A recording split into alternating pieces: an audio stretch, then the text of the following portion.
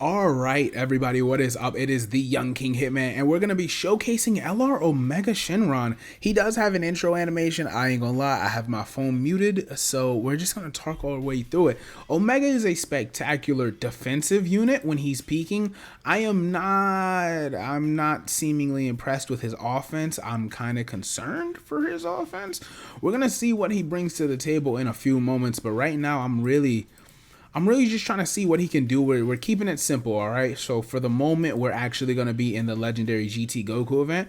He is starting off at massive amounts of ki. Remember the support memory for Shadow Dragons is up, so that's a massive W. At least now it has use. Like before, it was like, bro, what are we even doing here? But now you can say like, oh, it's a valid ability, right? Like a valid support memory. It'll have somebody around. I actually don't even see this animation. I don't see this animation ever, so it's kind of a fresh breath of fresh air. All right, let's see what we've got here. So starting out, he does have a lot of defense for a unit that's raising defense on super attack. He has a lot of defense. Okay, cool. So he starts out at 24 ki. We're going to keep him next to Sin because Sin is just his best option. They both want to be with rainbow orbs, so they'll generate that for each other. That's very nice. 6 out of 7 links active on this turn 1. Let's just get it going. Let's get started. Why waste any more time? Let's get it going. All right, now 7.5. Am I impressed? Yes, because there's a lot of build up on the way. There's a lot of build up on the way. It sucks he doesn't have more KO screens. That really kind of bothers me. I don't know if I'm tweaking or not. He definitely deserves multiple KO screens. He does have a KO screen for his, what do you call the animation? His active skill animation, though. We'll hopefully see that in this video. 4 out of 7, 3 out of 7. We're going to keep him with Rildo. Rildo will be offering that support. We will be showcasing Baby, too. Just not right now, all right? We're going to definitely see what Baby's capable of. All right, let's get right into it. Let's get right into it. Okay, all right. Now, matter of fact, while I'm at it, we might as well talk about what Omega does once again. Now, his leader skill, we, of course, are running it, as you can see. GT Boss is 3 ki, 200%. I mean, I don't love it, but it'll do. His 12 ki super, the Dragon Thunder. It will raise defense for 1 turn, colossal damage, and lower attack with a high chance of stunning the enemy. His 18 ki greatly raises defense for 1 turn, mega colossal, and lowers attack and defense, and it will seal. His passive skill, the negative energy comes from destruction, or from negative energy comes destruction, whatever. Intro animation will play, and of course he will change into type key spheres to rainbow. As you guys have been seeing, it's very much effective. I tell people, bro, people don't want to hear this. I don't want to downplay. We're gonna save his active skill, 439. I don't want to downplay the effect of rainbow orb changing, but I think people downplay type orb changing. I think type orb changing, when you know exactly what they're doing, is a fire ability, and people understate it. So I appreciate knowing, but then again, that applies double for rainbow, right? Like, randomly changing is nice, but knowing exactly what you're about to do is when I'm really like, yeah, I love that type of orb changing. So anyway, he changes into key spheres to rainbow for 7 turns. I don't know why it's not just permanent. That was kind of like, whatever. Don't be that guy, Hitman. Don't be that guy. Attack and defense minus 25% to every enemy. He gets 3 ki attack and defense, 200%. He gets 20% attack per attack performed to a max of 150%.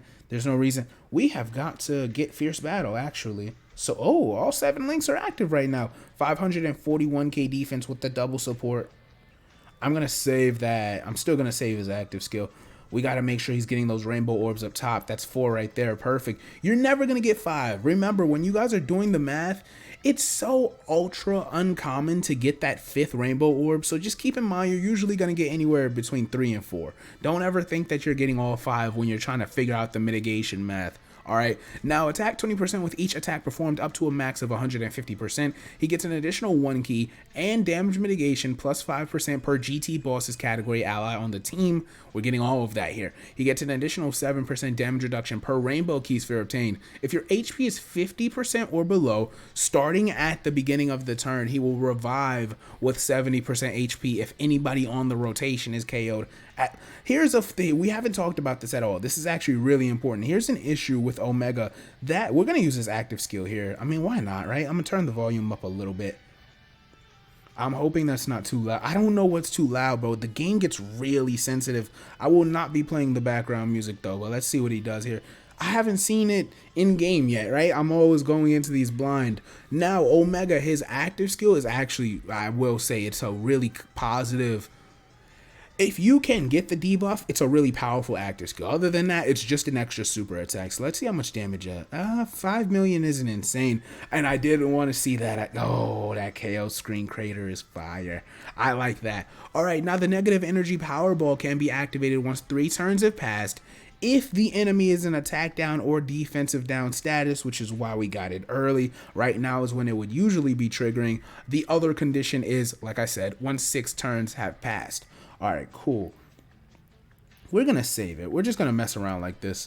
I don't really see a reason to use it if we don't feel like we're fully built up to see how hard it can really hit. I wish Omega stacked his attack so that you could turn it into a nuke, but they held back. Now, the negative energy power ball's effect temporarily greatly raises attack and deals ultimate damage to the enemy while lowering the attack and defense of said enemy by 30% and it will, for 1 turn, and it will break an enemy action. Nice. Now back to his passive. If your HP is 50% or below, revive with 70%. And then, like I said, it's based on anybody in the turn, so he's not selfish in that regard. But when the revival is activated, all attacks will become super effective, and he will gain an additional super attack for the rest of battle. This is important to keep in mind. I need you guys to understand this. If one Omega revives, he gets the super effective and super attack. The other one is just stuck. He can't do anything. He's just gonna stay stagnant as whatever you will see him as. That's who he is for the rest of the battle. I really don't like that they built it like that. I actually hate that they build the revival skills like that. I think that's probably the biggest flaw in any of these kits for revival characters. I mean, I like it. It makes me mad, man. I really think they could have done better, but I'm gonna leave that there for his details. Like his link set, he traded out shocking speed for legendary power, but Omegas always have such good link sets, so I'm not worried about it. Like, he'll be cool. All right, he'll be cool. As you see, we've got Baby here. We're gonna try to. Now here's an active skill you never see, right? I forgot what it even does, honestly. Oh yeah, the debuff. So it doesn't matter here, but we'll use their active skill just to show it in the video. Oh man, now in my head, I'm thinking about, like, with Omega, his defense has to be spectacular. It is spectacular. I can't see a boss in the game killing him when you get 3 or 4 rainbow orbs along with his post super attack, right? But damn it, I will say, man, they held back on a lot. Like, he's a Carnival LR. I stand by the stance of these Carnival LRs need to be the absolute best units in the game. Like, a Carnival LR can't just be a yellow coin LR with a better leader skill. Otherwise, you should have just had yellow coin LRs. I think the Carnival LRs need to be top. Like, they need to come out and shake the game up. You feel me? That makes perfect sense, right? You need to come out, shake the game up, really see what you guys are capable of. I'm actually going to put him in slot 1 because if Goku super attacks, this will be the perfect way. I mean, Goku doesn't hit hard, right? But it'll be the perfect way to showcase a bit of Omega's defensive prowess. Goodness, you see the attack break right there. Perfect. That's exactly what we wanted. Now, Omega, I would like for you to die, so maybe I should have put the int LR there. I mean, 13 million is tolerable, but look how far into the fight we've gotten. I wish his active skill gave him, like, guaranteed crits for the turn, or maybe like all extreme class allies get 15% attack and defense for that turn, or something that's not debuffing, because I feel like he already debuffs a lot. You see what I'm saying? I feel like they took the negative energy thing a little too seriously with the debuffs. It didn't have to be a cliche or like some sort of reference. It's okay. We get it. He does a lot. I mean, Omega's always debuff, right? Like, they do a lot. So you get where my mindset is at. But yeah, this guy is, I'm not impressed. And you see now his orb changing has disappeared. And then we got Tech Nova and Ice. I'm proud of them, man. They came a long way, bro. They're still absolutely pitiful, but I mean, at least they have a great team now full of Shadow Dragons, right? so at least they can, be with the bros and whatnot. But no, they're pitiful. I only bought them for the memes. I would not be shocked if I died at the end of this rotation. What would be better though is if I almost died. That way I can get the revival off. I would actually really like that, Goku. So you know who I need you to super attack now. They are like, this team's not good, bro. Baby ZZA, I think it's being underrated already. I think it's getting a lot of flack. But the GT bosses, this is the problem. Not only is it GT, and then it's GT bosses, not GT antagonists, not GT villains, not opponents of GT. It's GT bosses. So you're already so ultra limited. The only real benefit is that the roster is outside of Super 17's garbage ass. Essentially consists of a whole bunch of big bad bosses characters like Rildo, like Baby, like the forms of Shenron. That's really all I can say in terms of what you're getting into besides having the GT link active.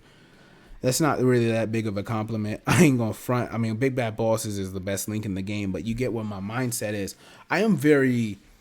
I'm disappointed in this Omega because they could have turned him up a lot. Like Carnival LRs need to be peak Dokkan, and this guy does not feel like he is peak Dokkan until late in the fight, which, as you can see, the only reason this fight even lasted this long is because his team outside of him and Baby is pretty all right. Like the Texan is all right. You're not running this Int LR Shadow Dragon roster like the Int LR Shadow Dragon army. You're not running them outside of a fight like this. It's really rough, man. But I'm gonna leave it there. It is the Young King Hitman. I hope you guys enjoyed. I always do.